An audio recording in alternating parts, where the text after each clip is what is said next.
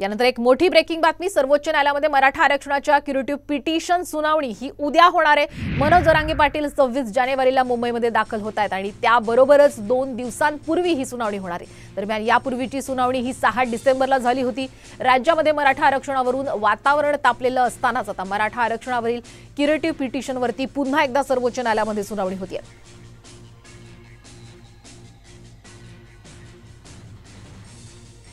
ही सुनावणी न्यायमूर्तींच्या दालनात होणार आहे। याच्यामध्ये भारताचे सरन्यायाधीश न्यायमूर्ती खन्ना व न्यायमूर्ती गवई या तिघांच्या समोर होणार आहे। यामध्ये मराठा समाजाच्या वतीने जी काही मागणी करण्यात आली खुली सुनावणी घेण्याची, त्या संदर्भात चर्चा होईल व निर्णय 100% मराठा समाजाच्या बाजूने लागेल असा मला विश्वास आहे।